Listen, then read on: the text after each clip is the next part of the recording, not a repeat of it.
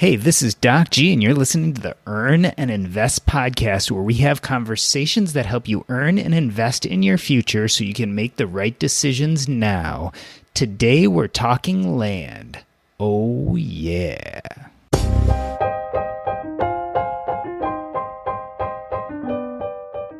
I never really thought I would be a real estate investor. But my wife and I decided that we wanted to buy a condo in the city to use on the weekends. And we would go into Chicago, take the kids, and stay there. And it was so much fun for a few months. But then we started seeing the downsides. The kids never slept as well there. We didn't have any outside space. At some point, we realized we just weren't using it the way we thought we would. And our realtor came to us and she said, you know what? I have this guy. He's looking to rent a place in the city. Why don't you just rent it out to him? And that's exactly what we did. And a year later, we were having cash flowing into our account every month. And we were like, this isn't so bad. And that was around 2008. And the real estate market was crashing, and we decided to buy another property in foreclosure, fixed it, rented it up. Before we knew it, we had 4 properties. And it worked for us. We enjoyed the cash flow. I didn't love being a landlord, but it wasn't that hard, and I eventually figured out how to get most things done. While owning a bunch of property and becoming a landlord is appealing, there are many other flavors of real estate investing. One of the most exciting is buying and selling land. No tenants, no buildings, no hassles. What could possibly go wrong? Or maybe a better question, what could go right? And speaking of land, in 2020, I think many of us did a lot of self-reflection. For many, it was around personal growth, maybe career choices, personal finances, you name it. One topic that has really surfaced post-2020 is giving back. How can we make a difference in someone else's life, and is it possible to do good for others while actually making money? I'm really glad to share with you that our new partner, Equity and Help, literally, helps you do exactly that. Equity and Help grows your capital while helping others and shows how the simple act of investing can make a huge difference to American families. In addition to their 8 to 12% average return, which is a reward unto itself, Equity and Help makes it possible to help a family in need. Over 50% of Americans spend more than half of their earnings on rent payments. So what Equity and Help has done is build an investment model to shrink this number. The mission of Equity and Help is to give families the realization of the American dream to own a home of their own when they might otherwise have not been able to. They have already helped almost 400 families find their home. If you're interested in a philanthropic investment model with an average return of 8 to 12% and helping American families, you can speak to a so-called philanthro investor at Equity and Help. Just visit equityandhelp.com/podcast. Again, that's equityandhelp.com/podcast. Jill Dewit and Stephen Butala, after years of experience in sales, partnered to form Land Academy and the Dewit family of companies where they provide education, support, and the tools needed to start or grow a land investment business. Jill and Stephen, welcome to the show. Thanks very much. I am so excited to talk to you guys about land investing. It's something I've always known about, but never really had a deep conversation. And I think so many of us just want to know how it works. So we're really excited to talk to you about it. Good. Happy to be here. So let's start with a funny idea here. Have you ever heard the saying, if you believe that, I have a plot of swampland to sell you in Florida? I know I have heard that saying. In a sense, selling land almost became a euphemism for being gullible. Do you think that misleads people? It's like one of those funny things we say, but then I wonder if the general population starts to think land is not something people who are smart do. It's something that you kind of make a mistake on. Yeah, it's unfortunate, but true. In the 50s and 60s in Arizona and Florida specifically, there were some crooks that bought property, subdivided it because there were no rules at all. Bought the cheapest property they could possibly find, which in Florida's case was wet, and in Arizona's case, which was not, you couldn't get water there, and then would sell it on terms or for payments to multiple people at one time. So it's called land fraud. And Jill and I personally have tried to dispel that and done a pretty good job. I mean, there's there's crooks in every industry, and I think you're kind of showing your age, because the younger the person is, the more they have never heard about that. So, I share that, because I was real concerned about that when I started this in the early 90s. Yeah, it's funny. I looked up the saying, and I guess it dates back to the land banking scam in the booming land mania decade preceding the Great Depression. And believe it or not, one of the original sellers was Charles Ponzi, famous for the Ponzi scheme. So it was a real problem at one point.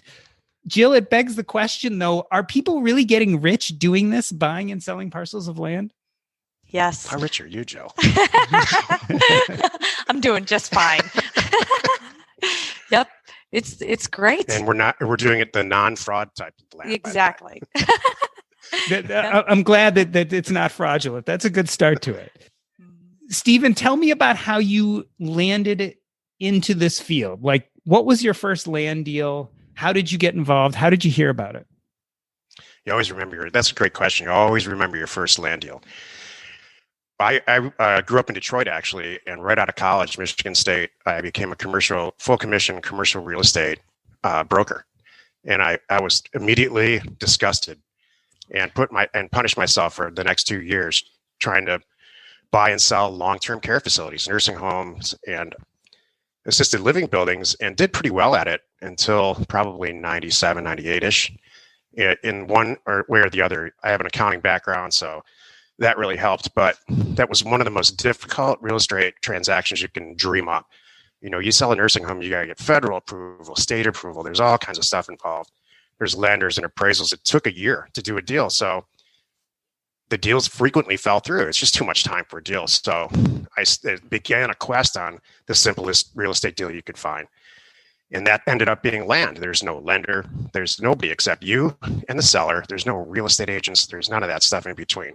You and a seller in its simplest form, notarizing signatures and exchanging money. So from there, from the early 90s, my disgust began in the early 90s, and I finally did something about it in a big way in the late 90s. And so here we are.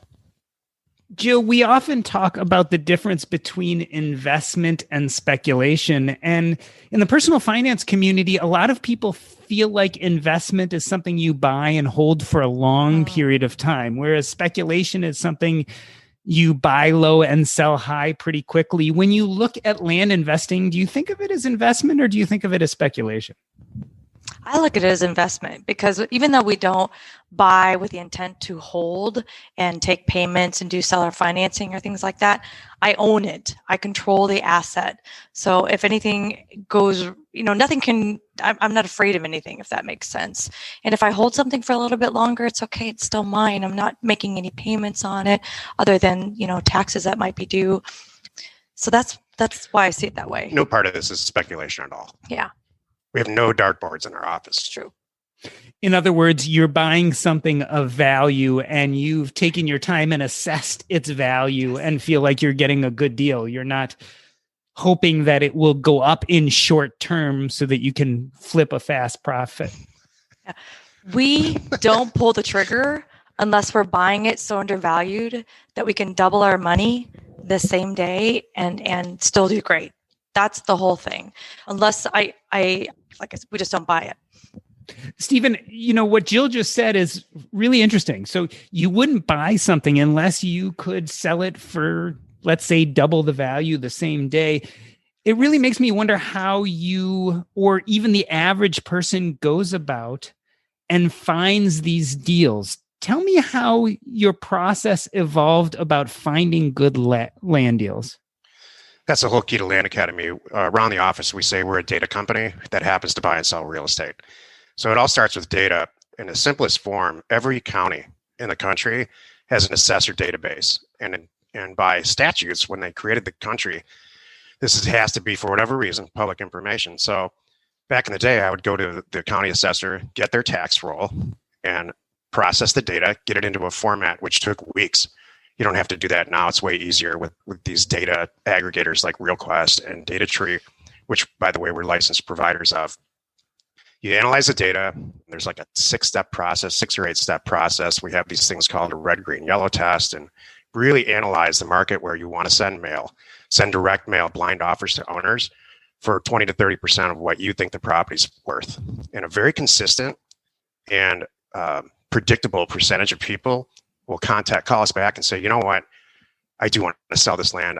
We've owned it forever. And then their story unfolds. So that's how we buy property. So, $100,000 property we'll buy for $25,000, $30,000 for the same reason that when somebody goes to buy milk, you can buy milk in 3 places. You can buy it in Walmart and travel that distance. It's going to be super cheap. You can buy it in a grocery store, a little bit more expensive, a little more convenient, or you can go to the convenience store and in none of those cases do you yell at the clerk about the prices. So we just provide this huge convenient cash liquidation service for people who have unwanted land, and then we go and resell it. So, and we've done almost 16,000 deals this way. So it's not a startup. What I love about this process, Jill, is it sounds like you look for inefficiencies in the market and are able to capitalize on them. Let's go back to the basics. Before we get to the system, let's look at each deal. So you assess what a property is worth and automatically you know what your offer should be. It's always 20 to 30% less what you feel it's worth. That's what's so great is we have actually kind of divided up the company into what we each do best, and all of the picking the county, the pricing the offers, the knowing where to send them and how to do it, making my phone ring. That's Steven. Yeah. That's all his stuff. He's my data nut, and I don't question his offers. If they're assigned to me, I'm only looking for some catastrophic possible something that got missed that we couldn't see in the data. Is it the side of a cliff? Something like that. Other than that, we're moving on it. And then that's where my job is. I make it so darn easy. I make the sellers fall in love with me and I buy it. Steven, is there any negotiation on the buy side, or is it like it's worth 100,000, I'm offering 70,000, take it or leave it? So we take a data set, like let's say it's 10,000 units, and I'll price it in an automated way based on a bunch of data. And it's not complicated. It's truly not that hard. It might sound like that in this environment, and your audience might think it's complicated, but it's not. And so I'll price out 10,000 units, do a mail merge, and run it and get it in the mail. It's within a couple hours. And so the analysis on pricing and all that happens when the seller calls us back. So you got 10,000 offers out there. The sellers are going to weed themselves out. The 20 or 30 people or so that are going to call back, the mail just did all the work for us. So I could never make 10,000 phone calls and say, hey, do you want to sell your property? And it wouldn't work anyway. So there's 20 or 30 people that call back. That's when we assess the land. And that actually happens on Jill's side. Jill and I have completely separate operations in different zip codes with a separate staff, mostly because we want to remain in a relationship. Working together. Exactly. So she does all of that. Mm-hmm. Jill, do you ever actually have to go see the land? Like, how often do you basically survey it based on the internet and you know everything you need to know, versus is there a time when you actually have to have boots on the ground? 100% online, 100% don't see it. We do this with houses too, and we definitely have to have boots on the ground. In fact, it's funny you say that because that's the name of our program, Boots on the Ground. Yeah, for houses we do, because they need to, it's a whole different thing. But for all the land transactions that we do, we never get in the car. Steven, why rural vacant land of all things? Why is that so hot right now? And why is there profits to be made? Because it's so easy. And because that asset type within all the asset types of real estate is so unwanted. There are so many people. I mean, if I had story after story, we get thank you notes after we buy their property. We get handwritten notes from people that say, your timing was perfect. I inherited this property from my parents. We needed the money that you bought, and we thank you for sending us $20,000 on it. We were never going to use this property in Northern California. We live in Minnesota. We have drawers and drawers. We used to have a board in the office. We don't anymore, of thank you notes like that. So, I feel good about it. That asset type, for whatever reason, just works for me. Steven, if it's so unwanted, why is it so easy to sell on the flip side? You would think that supply and demand would match each other more, but what you're really suggesting is that they don't necessarily connect. So internet marketing is just truly amazing. When I was younger, I would have never imagined that it would be so easy to sell something online that in a niche way, they will come and find it. And if it's priced right, if I buy a property, $120,000 property for 20 grand, really clean it up, take good pictures, drone shots, tell a story, and then sell it for, let's say, $70,000, which we always do. We never sell for retail, never. So the buyer that buys from us, and again, this is on Jill's side, walks away thinking, this is the greatest thing ever. Please send me more dirt. So, we have this now a huge database of potential of buyers. Jill, what are the buyers doing with these properties once they buy them? Are they developing them, or do you think they're looking to flip them and resell them? And do you care? A little bit of both. Yeah. And do I care? That's kind of true. Which is true. We price them. We used to advertise that we're like wholesalers and wholesale pricing, but somewhere along the line that word got a bad name. So I don't use it anymore, but we price them so well that some people are investors just like us, and they're marking them up a little bit more, and they might be selling them on terms or things like that as seller financing to make money. And nowadays, and that used to be our main thing, or maybe a builder, something like that. And nowadays, though, there's a lot of people with the mass exodus from cities have said, yippee-ki-yay, I've got people in Chicago buying my Tennessee properties to build their dream homes. And they're loving these 5 and 10 and 20 acre properties with a little pond in the back. Stephen, is there ever saturation of markets? Like, I want to talk about your system in a moment, but before we get there, at some point you're talking about sending out thousands and thousands of flyers. Do you get to the point where one area is saturated, where you've gotten all those people who are willing to sell? We never have. There's 150 million properties, and this is what we teach in one of our systems and courses. There's 150 million properties in this country, and it's a finite database. There's this sense. First thing I sit down and try to explain to everybody, and it takes weeks for people to absorb this. You need to undo everything you think about real estate and start thinking about it as a data set. It's a finite database with 150 million pieces of property. They each have owners, and they each have probably 300 lines of data that are associated with, starting with school system. I mean, it's just the data sets for real estate, when you really look into it, for like a person that has a technical accounting background like I do, it's a playground. It's just truly amazing. I can send out mailers based on zoning or anything else. So saturation, let's say a business, somebody who's never received any offers on their property ever, all of a sudden, for whatever reason, gets 3 offers. And, and so this is a very popular question. One of the top 5 questions that Jill and I get all the time. What it does is it loosens them up the same way that you watch a football game. By the 3rd time you see a Pepsi commercial, you're starting to think, okay, you know what? Maybe I do want a Pepsi. So, and I'll tell you who wins when that happens is the person who answers the phone.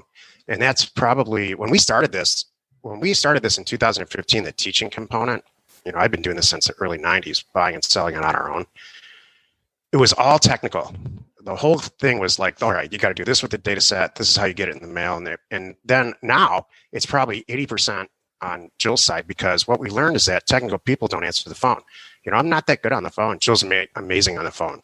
So that of those 3 offers that get sent out, someone's going to answer the phone and be a delight, and they're going to do the deal. So a real serious part of this, and I think it's an issue in every industry. You got to answer the phone and be cool and be nice. Jill, is that only on the buy side or on the sell side too, or both? Both. It really is. I didn't know too. I thought this was all just a data business, and I just was answering the phone and rolling with how I roll. And then how we got to, doing business together was, he's like, hold on a moment. You're killing it over here. What if, because I was in a whole different industry at the time. And he's like, wait a minute, if you did what you're doing over here for what I'm doing over here with land, we would really kill it. Well, I'll tell the story. Okay. Jill and I slept together first. and so Jill had a job. This is back in 2010-ish. 7 or 9, I don't know. Whatever, it doesn't matter. But Jill had a job. She was a very successful, lifelong successful salesperson. And she had a job where her office was just off of our bedroom, and she would get up in the morning, plug her stuff in, and her job was to contact potential, like warm lead people who wanted to go to college at this one specific university. And so I would listen to her talk to these potential students and then their parents. And I said, you know what? Like, what if we actually got together? I had a bunch of properties that were left over from this huge acquisition that I did. I said, maybe we could post these on the line. You could take the calls and see what happens. She sold everything in 2 weeks, everything that I owned those properties for probably 5 years. So then we started buying properties specifically to what made sense to her. And then here we are, 16,000 deals later. Jill, it's an interesting point. So what I thought was going to be more of a conversation about a data-driven process has now turned into the fact that actually being the right voice on the other end of the phone call makes such a big difference. What do you think it is that you bring to these phone calls that makes people more likely to buy? I want to hear the answers to these questions too. Jill and I never talk unless we do interviews like this. Thanks. It's really, and I share this with everyone too. You've got to speak to people, meet them from where they come. Don't talk over them. Don't talk down to them, and really be honest and truthful and transparent. That's really it. And I'll tell people, look, this deal is not going to make or break my business, and I'll say, I'm not going to negotiate. This is my best offer. If it works for you, great. If it doesn't, that's fine. And then let it go. And it's amazing how many people go, you know what? I like you. You're honest. I know you're going to follow through and pay me on Tuesday, like you said you would. Let's get it done. What's the next step? Great. Jill, I've heard you say on a podcast before that you don't actually feel like you have to do much selling because you buy very appropriately so that you feel confident that what you're selling something for is a good value. And so you only buy properties in a sense that you feel very good about to start with. So it's not as hard to talk to people about them once they call. Exactly. All I'm doing is maybe answering a few last questions for them, filling any gaps if they want to know, maybe there's something that's not in the posting they want to know about, or just often they're just calling to make sure we're real, we're here, everything that we say we're going to do, and that's it. So, Stephen, let's transition to what I like to call the system, because we just talked about a little bit of the softer side, the being on the other side of the phone. But truly, this is a game of numbers. This is an investment of numbers. How did you even come across this idea of how to build this system? Because really, you need to send out thousands and thousands of pieces of mail to get a small number of responses. So I built the system like this, and all through the 90s, when I was some version of an accountant or some version of a healthcare real estate, I was always involved in the healthcare real estate aspects of things. And I always had a side gig where I was buying and selling land. So I went to an auction one time. This is before the internet really kicked in. And I bought a bunch of properties and sold them and made a lot of money. I made $500,000. It was, in my checking account kind of thing 6 months later. So I began to do the auction circuit in person, starting in, it doesn't matter, late 90s and then into the early 2000s. And it was grueling. It was before I was in a relationship, obviously before we had any kids or anything like that. So I got tired of it. I got tired of going to auctions and buying property and reselling it on the internet, back tax auctions. So I went and got a tax roll from Maricopa County, Arizona, spent 2 weeks deconstructing it and getting it back into, and then sent out mail. And I was just, the response, no one's ever done that before, I don't think. So the response that I got was just fascinating, just staggering. So from there, I sought out, there was a company in Irvine, California called RealQuest, which was owned by First American Title at the time. And they put this data set together for their title agents and for the oil and gas industry to get real estate data so they could find out where to drill. And I became their customer. I convinced them. They didn't sign up little guys like me. So I convinced them that, I went there and convinced them and sat down with them and said, I need your data set and here's why. So they finally signed off on it and they charged me for it. And not knowing if this was going to work, well, I kind of knew because I didn't know if their data set was going to work, if it was any good, how often it was updated, all of that stuff. So, after that, it was just all history from there. I mean, it was truly one of those moments where, wow, this is what I want to do for the rest of my life if this works. Stephen, get more granular with me. Help me understand what these data sets look like. So they tell you what the properties are in the area. Do they give you an idea of the value of the density? Like, what types of information do you have to glean from that value set in order to make a good mailer? So think of your house or as a homeowner or a condo owner. Hey, was that condo story real in the beginning? Oh, yeah, it was. Okay. Because being a landlord is not something that Jill and I mean, Nope. we are landlords just by default because we buy a house and we outgrow it and then we lease it. It's the least favorite part of my life. We undercharge so they don't go anywhere and they don't call us. So from a data perspective, you think about your house, anything that's important to the treasurer and the assessor get together and say, what can we look at that's going to make this house? I use houses as an example because everybody gets it. Make this house different from the house next door so we can charge a different amount of money for the tax rates. If you notice, everybody's real estate property taxes are different, even next door, like kind properties. So there's 300 columns of data, and it starts with does it have a pool? How many bedrooms are there? How many square feet is it? When was it built? And so you don't have that data for land.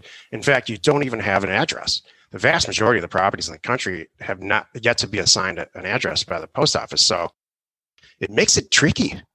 Jill and I developed a tool called neighborscoop.com where you can look up a property based on its assessor parcel number. You don't need an address, and it's been very successful and extremely helpful, not only to us, but all of our members. So it's just about everything you can imagine, school system, everything that's geography based. What it doesn't contain, and it's because it would be nearly impossible for an assessor to do this, within a budget constraint, is things like topography, or is it waterfront, or the real specific asset stuff. So this is a big, huge puzzle that the vast majority of people in real estate don't understand and don't care. And so Jill and I have put the pieces of the puzzle together, and obviously our members too. Mm-hmm. We have members that are doing way better financially than us. Mm-hmm. So, Stephen, what you're saying is you can take all that data, put it into an algorithm such that when you send out the mailer, you have an offer on the property when it arrives at the address. Yeah, and it's a very specific number, and it's a unique number to that property. So we don't send out, there's a lot of people that, whoever's listening to this, if you are involved in any way in a real estate education scenario where they say we send out letters of interest or postcards like, hey, Mr. Jones, our current resident, I'd really like to talk about buying your property, run the other way. It's just not how it works. We send out a letter to Mr. Jones that says, we understand that you've owned the property since 1972, and we believe that it's worth about $18,222.32. We've done a bunch of deals. Please look us up on the internet. We are interested in buying your property for a bunch of reasons. So please give us a call and maybe we can put something together. Have a nice day. So it's really, really specific. And if I do a 10,000 unit mailer, it's every single one of those properties is priced differently. Jill, it sounds like for a data head like Stephen, this makes sense. But I get the feeling I'm a little bit more like you. I'm on the person side, the sales side. Yeah. If you're interested in buying and selling land and you're more like us, is this still accessible to you? Are the tools there such that if you're not a data head, you can still pursue land buying and selling? Yes, however, it would be much easier if you align yourself with someone like him. It just comes naturally to him. Or someone like you, if you're Thank you. There's no easy button. There's no same algorithm that he uses on every time he downloads data, because then it wouldn't work. Part of picking the county and picking the area and picking the properties and knowing what you're doing is you got to come at these with the right prices that are going to trigger the right response. And that's all what he does. Our group, our Land Academy group, is packed full of people who didn't know each other 2 months ago, and there are partnerships like this because of what you're saying, the personality type. I want to ask you about your Land Academy group, but before I do, Stephen, how automated are you? Like, if you say, I've discovered this new rural area that's ripe with land, you get your data. How long does it take you to go from data in hand on these 10,000 parcels to offers out in the mail? And how much individual work do you have to do? It takes about 2 hours from start to finish for me, but I've sent out millions and millions of offers. And how automated is it? We have people in our group that are they're computer people. They're computer people first. They're not even data people. And they, for themselves, have automated this because it makes sense to them. I'm not a big fan of automated. I'm kind of old school in that way. I need to touch it and make sure it's okay. Go ahead. Well, there's a couple things too. I was going to say for someone starting out, 2 hours to him is 2 weeks to somebody else. Really, seriously, you need to know that. And then what we also do too, when he's done and he blesses it and everything, he still sends it to me for one little last, we call it the test for reason. If this offer came back, would I buy it? And I go down the list because he'll have multiple counties in there, multiple parcel sizes, all kinds of different variations, maybe different zoning in there, might be some commercial, residential, whatever it is. Yeah. So I'll go down and spot check the list and spend, I don't know, like a half hour maybe. Just get a little bit of everything and make sure that then we're good to go. She takes like 20 units out of a 10,000 unit mailer, and as if they came back. Right. And it's like, would I actually do this deal at that price? Mm-hmm. And more often than not, I adjust it based on what she sees. I adjust it down usually. Yeah.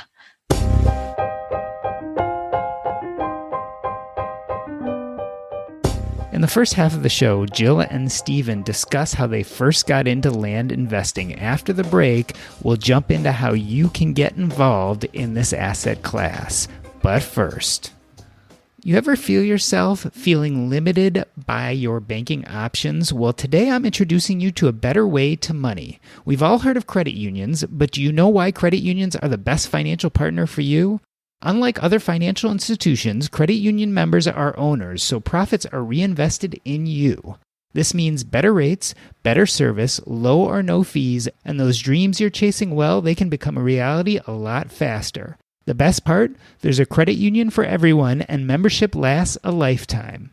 Federally insured, digitally connected, join the millions of Americans already getting more from their money. Visit yourmoneyfurther.com today and find a credit union for you. Again, that's yourmoneyfurther.com. Jill, at this point, I feel like we've been talking more in the abstract. You guys have a community, Land Academy. Talk to me about some of the success stories of what people are doing within Land Academy. Well, it's totally true. Like Stephen just said, there are many members in our community that I look at them and the deals they're doing. I'm like, man, they're making more money than I am right now. It's so good. So we started this back in 2015 is when we launched. We really kind of put it together in 14. It took like a year to do this. And what it is before Land Academy, we had so many of our buyers that would come to us and say, all right, I'm buying this from you. I'm marking it up. I'm making money. How the heck are you buying it so cheap? Can you teach me? And we're like, sure. Okay. There's enough property to go around. We would one-off tell our customers what we're doing. Then it got to the point where there was only two of us. I can only tell so many people at a time. Let's just put this together. And it was the funniest thing. So we spent all this time and energy, putting our whole business model in. And every time, as we're writing this too, every time the question popped up, we would say, should we include this? And we always just said, yep, we're going to be upfront and honest, and no one's going to buy this anyway, is what Stephen thought. Well, a whole year. I wake up every morning saying, why are we doing this? No one's going to get it. Everybody hates land. Exactly. He's like, and back then it was total DVDs. Like we did video DVDs, and it was like I had this fancy binder, and he's like, how many should we put together as we launched? It was July in 2015. He's like, should I do 5? I'm like, 5? 20. I could have had 80. And we was like overnight, we're like, what just happened? Oh my gosh, they love it. And it was the greatest thing. And it just grew into this community that we could never have imagined. And the beautiful result of this is we have created a community of people that are like us. We are very good, bad, or otherwise. We're going to be honest and upfront and tell the truth. We don't hold back. We're not those people that say, oh, that's for this group or that group. No, I'm going to answer your questions. We're here to help each other. And so our whole community is like that. We help each other. And now we are all doing bigger and better deals together. Because we have a community of hundreds where we know how they think because we taught them how to do this. So when they come to me and go, Jill, you're not going to believe what I just found over here in this area. I don't have the cash. We got to take this down. I've got 3 buyers lined up. Can you fund it? I'll sell it. This is what's going to happen. I'm like, done. I can't wire the money fast enough. And it's awesome.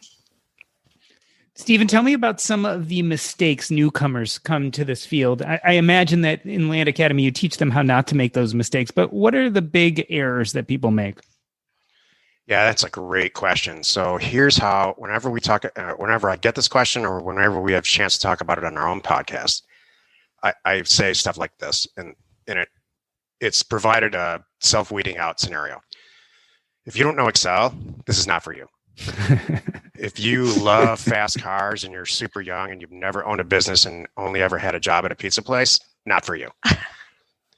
There's just, the internet's packed full of this stuff, these programs and that are taught by 23-year-olds for 22-year-olds. And learn as much as you can about whatever you're interested in for as long as you can. There's no such thing as more learning is always better, but ask somebody if you're going to pay them and you're going to learn how many deals they've done and see if you get along with them.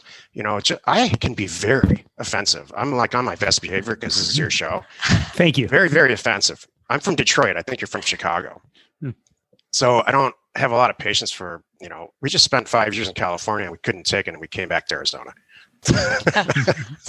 So I really am very, very loud about this is not for everybody. I think that if you don't have a data mindset or enjoy data in some way, or, we had just somebody in our group a couple of days ago said, I grew up my entire life, every weekend driving out and looking at land. I've always wanted to own a farm. That kind of person is going to do great in our group. Or if you don't have core sales skills like Jill does, this isn't going to work. It's not.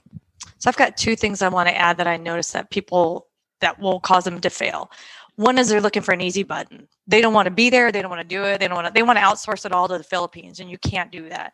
You can't write one algorithm that's going to work on every county and every property and every size and every whatever. You really have to get in and love it. You have to and dig in. And the other thing I see people fail on is they're not motivated.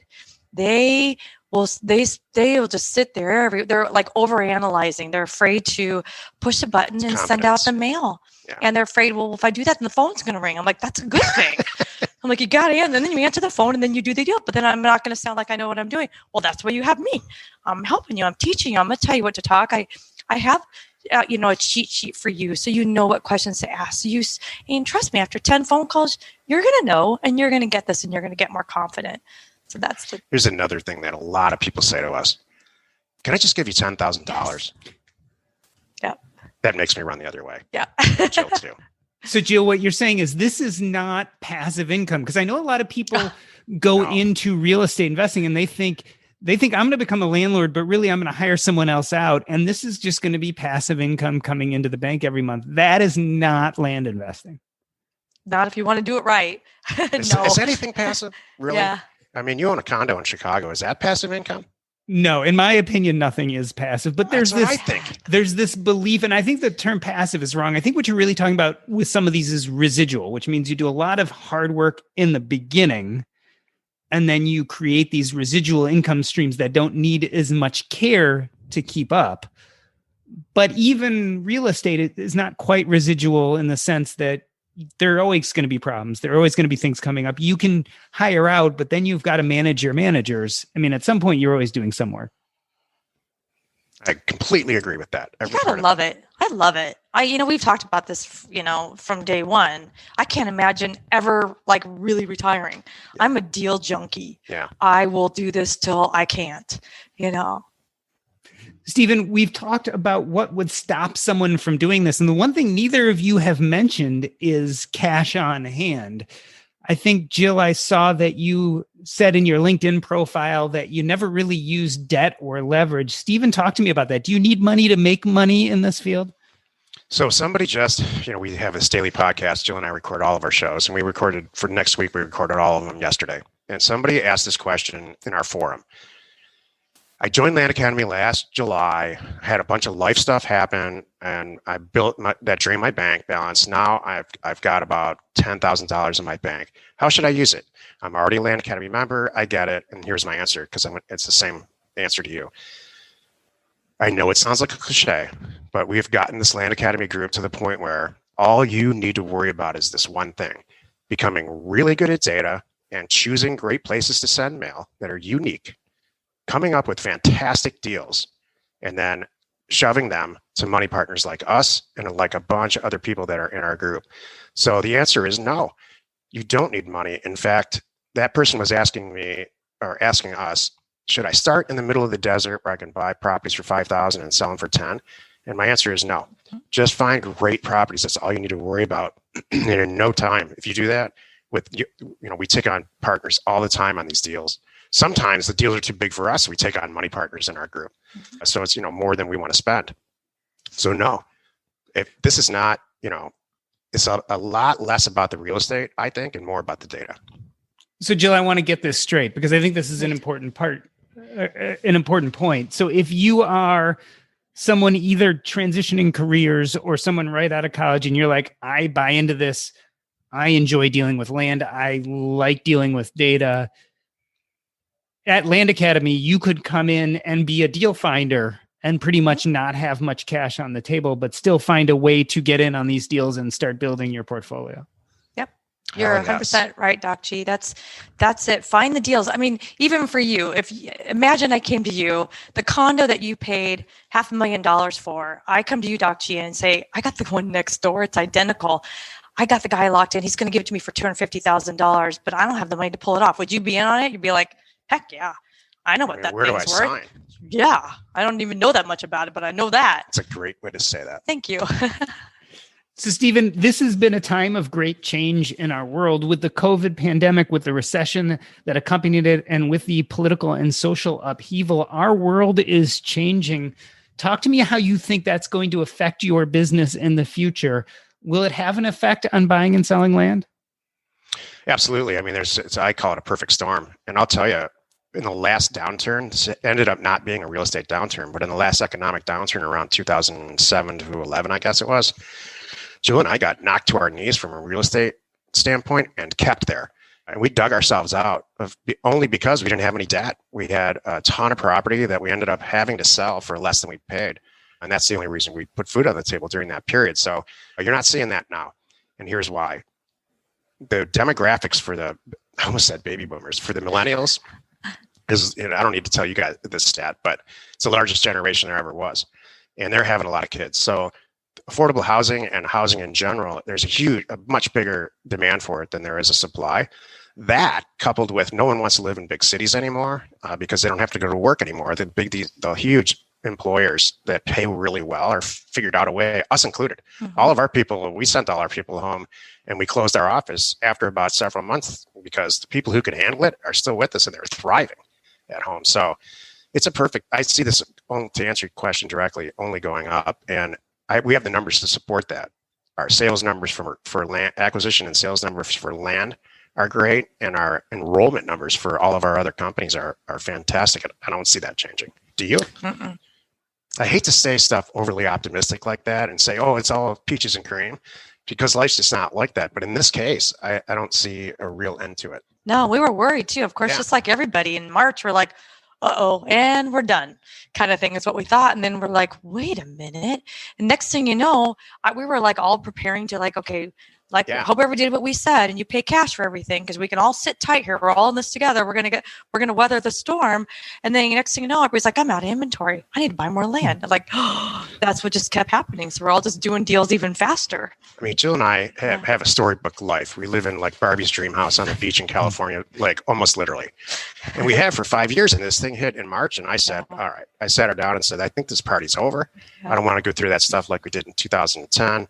We've got a paid for house in Old Town Scottsdale, which is rented. We're just going to have to kind of slow this whole thing down and weather it again. And the exact opposite happened. We just had massive. I mean, I don't know what you're experiencing professionally, but everybody's staying at home and doing real estate deals, it seems like. Let me ask you a more difficult question. You mentioned your difficulties between 2007 and 2011. How did your business model change?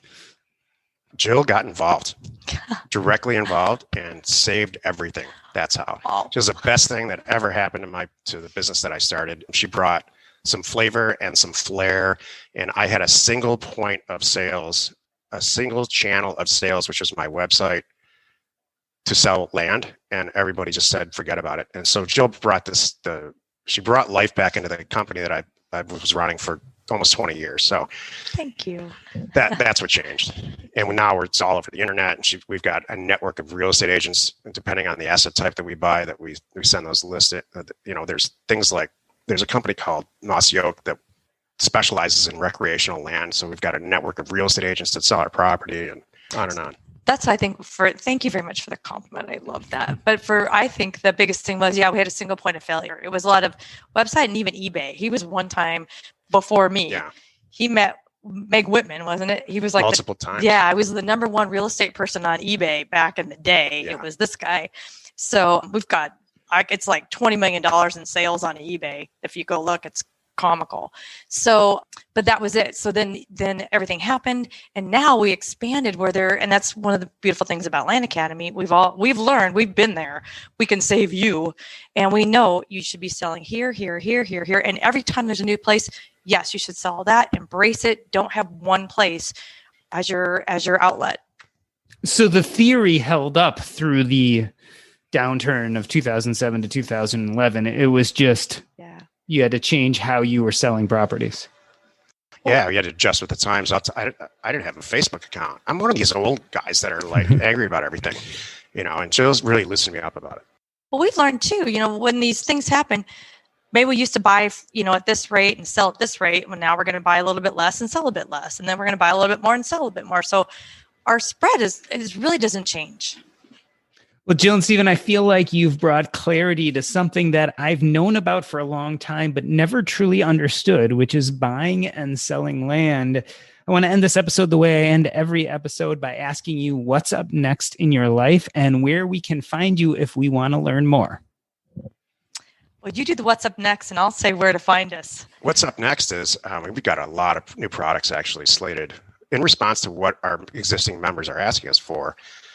We've got a lot of new products slated for 2021, and most of them are launched. We have this large accountability group where we all get together once a week. It's on a 10-week program to really help people get this going. Jill just bought her dream house now in Arizona, so she's got to do that. That's what's next, really. That's true. That's on my plate. But I'm still doing this too. And you can find us on landacademy.com, or we have a podcast, the Land Academy Show, and we share it all for everybody too. Mm-hmm. This has been the Earn and Invest podcast. On behalf of myself, Doc G, I wanted to thank Jill Dewit and Stephen Butala. That's a wrap. Thank you.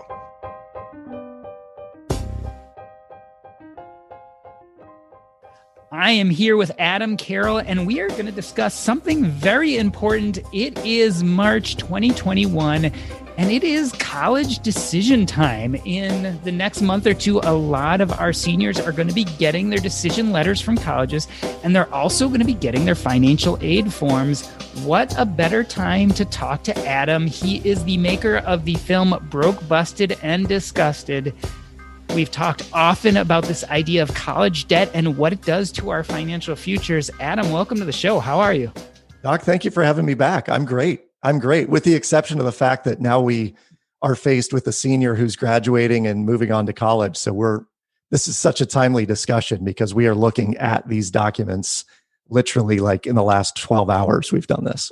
I was about to say, this is not just a professional discussion for you, but a personal discussion. Tell me what they get when they get that financial aid package or letter. What exactly does it tell you? It's a great question. And I think it's more about what they don't tell you in the letter itself. Because I've been in the industry and I understand it a little bit better, when my daughter got her financial aid letter from the university that she selected, it goes through, you're eligible for this unsubsidized federal loan. It's at this level. You can receive up to X amount, but that means that you're on the hook for this other amount, which ostensibly your parents are going to pay for, was the undertone on the letter. And the students in general will have up to, I believe it's either $24,000 or $26,000 in federal funds that they are eligible to receive, whether those are subsidized or unsubsidized loans. And then they move from there into typically either private loans or they go into Parent Plus loans. But the interesting thing to note, Doc, is the Parent Plus loans are nowhere listed on the financial aid letter that the student receives. So it will mention plus loans available, but at the end it says your debt load will be around $26,000 or whatever that number was. But they don't include what the parents are on the hook for in terms of those parent plus loans. So when I say it's what they don't say, there's some reading between the lines that I think many families probably miss in terms of, okay, well, it says you get this much and you owe this much. That's it, right? Well, that's only part of the story. I feel like there are two specific questions here. So help me understand this. Yep. There is the student who knows where they're going already and then gets this financial aid letter and sits down with the parents and says, okay, how are we going to fund this? Yep. But then there's also the student who isn't sure which university or college to go to and is comparing multiple letters. Am I correct in that point? Yes. Yeah. So different schools will offer different amounts. And the quick description of that is the universities are using something called strategic enrollment. And strategic enrollment, basically to create a visual for you, is imagine there are buckets of money that the university can dole out in aid, in awards, in grants, scholarships, what have you. On those buckets, there are descriptors. So it might be a female from the Midwest studying education and really wants an emphasis in special ed. One of them might say minority student from a low-income family who is in STEM. Another one might say we need a trumpet player from the Southwest, that's going to study whatever. And I'm being facetious on some of these, but some of them are very, very specific. When that money is doled out, it's gone. So the strategic enrollment process basically necessitates that students fill out their FAFSA and they apply for those schools early because the money is doled out early. So we're in March, we're a few weeks away from really these students saying, okay, this is it. I'm signing on the dotted line. This is where I'm going. But many of them, if they're just now looking at those financial aid packages and comparing and contrasting, A, there may be less funds available at those schools where they're kind of a holdout, well, if I can get more from this school. But B, there is the option of pitting one school against another. And so you could say in my local area here, it might be Iowa State and Iowa, the University of Iowa and Iowa State University. And if you went to one of the schools and said, I'd really like to go to the University of Iowa. However, Iowa State's giving me this extra presidential scholarship. And so it decreases my loan liability by $4,000 a year. If you could somehow make that up, I think I would much rather go to the University of Iowa. Some schools, they'll play ball. They will figure out ways to get those students in, assuming they need that demographic or what have you in their strategic enrollment plan. So my suggestion to your listeners is don't be afraid to look at one and look at another and say, well, I'm going to get more out of this school. My overall indebtedness is less. I'm going to try and get the same deal at the school where I really would like to attend. I feel like people sometimes look at the extremes, right? So I can go to X school and have no debt, but maybe it's not the best school I could go to, or I can go to this really exceptional school, but I'm going to be loaded in debt. How do you tell parents and students to weigh these different aspects? Like, how do you make a decision? I've heard some people say, don't go to any school you're going to come out of in debt. And I don't think that's perfectly the answer either. What are some of the thoughts that should be going through parents and students' minds right now? I would bucket these into three categories. One is the ROI. So what is the ROI of this school? And if you're going to go $100,000 deep in debt, what are the graduation rates? What are the placement rates? How many of these students are coming out, with a successful career in the major that they've selected? And the school keeps all those pieces of data, but you do have to ask. You have to be an astute customer of that university, if you will, to ask those kinds of questions. There are some schools that will say, "Oh, the placement rate is 60%." I mean, that means that someone comes out of an engineering school and they don't get placed in an engineering firm. And so we want to know exactly how many students are being placed into firms or going into firms in their field of study. So the first is ROI. The second is, what is the decision maker for you of this school? Because I know some students, like LSU, has a lazy river in the shape of LSU on campus. And when I saw they did that, and it was like a $10 million project or some ridiculous thing, I thought, well, the only students that go to the lazy river are lazy students, right? So if we're going to a school because they have an amazing, rec center, or you can swim with the dolphins on Saturday or whatever, that I think you have to call into question, because there is a price you're paying for that.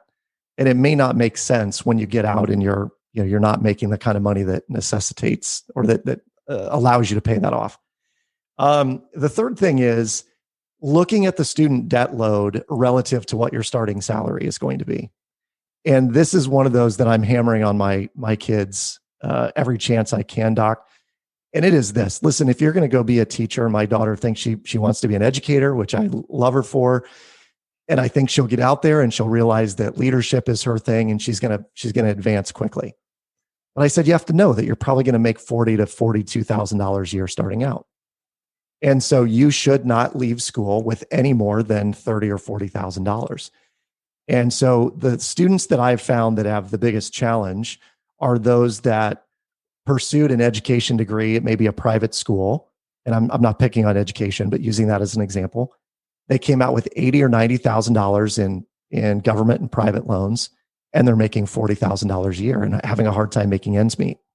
We've got to reconcile what is the career choice and how much are we willing to go into debt in order to pursue that career choice. And then I think one last item is, I know there's a lot of folks out there who have their dream school. I want to go to USC. I want to go to NYU. I want to go to wherever it may be. Love that. Honor that. I'm all for it. However, if you think you're going to go on to an advanced degree, get your advanced degree from those places. Don't get your undergrad from NYU or from some school that you think is the pinnacle, because the bachelor's degree now is just table stakes. It's a completion bias. It just says you can finish. If you are intending to go on to a master's program, save your money for those kinds of programs, because a master's degree from NYU will be worth far more in the marketplace than a bachelor's degree from NYU and a master's from a state university. I feel like another way around that is do 2 years of community college and then transfer to your dream school. Totally. So you get a heavily discounted first 2 years. Yes. I also wanted to point to the fact that I feel like there must have been a formula you used there, but didn't tell us the formula to debt after college versus starting salary. The formula that I've heard is 1-to-1. I mean, don't borrow more than what your annual salary is going to be starting out. And the reason behind that is your debt payment is going to be around 11%, or I'm sorry, I think it's 1.1% of whatever the balance is. So on $40,000, your payment's going to be $440. And $440, if you calculate that as a percentage of your income, it's probably going to be in the neighborhood of like 10 to 15% of your take home. So that is a significant amount, but most students today that are paying back student loans are at more like a 20 to 22 or 23% of their income is going to student debt repayment, which makes freedom and flexibility and options extremely limited. And from my perspective, the reason we go to school is to get a leg up on the future, to get a good job, but ultimately to have the things that people want in life. And if you are going deep in debt in order to achieve that, it just pushes out those things that you want that much further, in some cases 10 or 20 years, because the average student loan debt payback period right now is 21 years long. And make no mistake, the amount of money you make between the ages of 20 and 30 when you don't have debt could compound to such a great extent that it gives you an incredible amount of freedom as you get older. So at this time of year, these kind of discussions are really important, because hampering yourself with a huge amount of debt without a concrete plan after college is probably not a good idea. Adam Carroll, thank you for coming on. First and foremost, congratulations to all those out there who are looking at starting college soon. You got into the school. Wonderful. Let's make sure you can fund it and be prosperous for the rest of your life. Thanks for coming on, Adam. Thank you.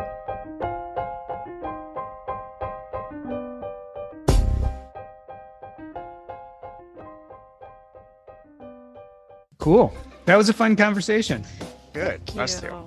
Did you feel like you got to say and describe what you do and that your story came out? Yeah, absolutely. If it makes sense to you, Doc G, yes. Yes, exactly. It does make sense to me. And I like the fact that you married the data with the sales, because I think that is lost on a lot of people. And I think it makes a lot of sense. The data is what everyone gets caught up on, right? Because like you kind of said, there's this group of people who totally understand data, and to them, this is very natural fit. But those people also are not as likely to succeed unless they understand the other side too. So I'm a working example of, you shouldn't, unless you're like Superman or Wonder Woman, you don't need to do this alone. Just find a great partner. We do live events, and the biggest thing I've noticed we do one live event a year before the COVID. And the thing that really my takeaway from those events is that people make like lifelong partners at those live events. They end up accidentally sitting next to each other, and they're partners forever, business partners. Yeah. So because they fill the other piece. Yeah. You're usually not, most of the time, not good at both. I'm a working example. I mean, you filled the other piece in whatever it was, Vice 2009. versa. Well, it's been a lot of fun talking about it, and clearly to your guys' success, because it sounds like you're doing a great job. And I think it's an interesting story. And again, something we hear a lot about, but most people just don't understand.